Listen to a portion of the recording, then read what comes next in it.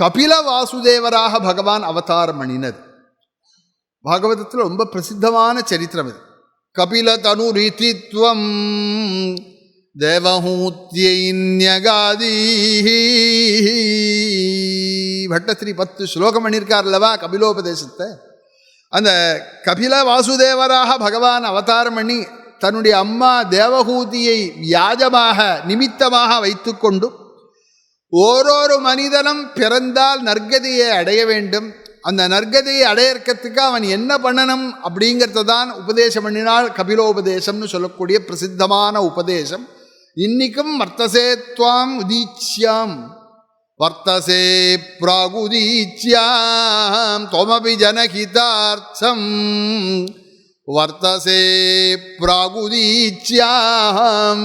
நாராயண பட்டத்திரி இந்த தசகத்தில் பூர்த்தி பண்ணுறதே, ஹே குருவாயூரப்பா, நீந்தன கபில வாசுதேவராக அவதாரம் பண்ணினே, நீந்தன அம்மாவுக்கு உபதேசம் பண்ணினே, நீந்தன அம்மாவுக்கு எப்படி சொன்னால் புரியுமோ அப்படி உபதேசம் பண்ணினே, நீந்தன அம்மாவை வியாஜீகரிச்சுட்டு யார் கபிலோபதேசம் கேட்குறாளோ எல்லாருக்கும் புரியணுமோ அந்த மாதிரி நீ உபதேசம் பண்ணினே.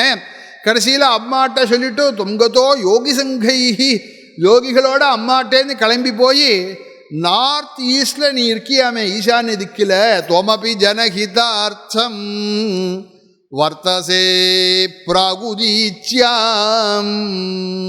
இன்னைக்கும் பகவான் விளங்குறார் கபில வாசுதேவ்.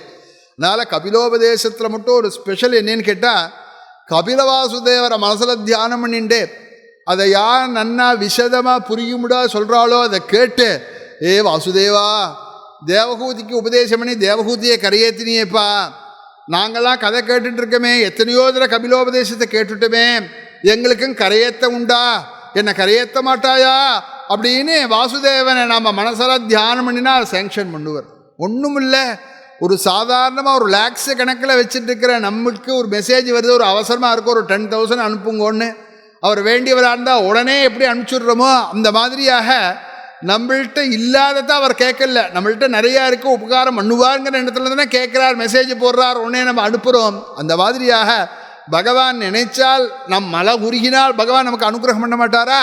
அதனால கபில வாசுதேவர் இன்னைக்கும் தோமபி ஜனஹிதார்த்தம் வர்த்தசே பிராகுதீச்சியாம், இன்னைக்கும் ஜனங்களுக்கு ஒரு க்ஷேமம் பண்ணுவதற்காக ஹிதத்துக்காக நீ இப்பையும் விளங்குகிறாயே.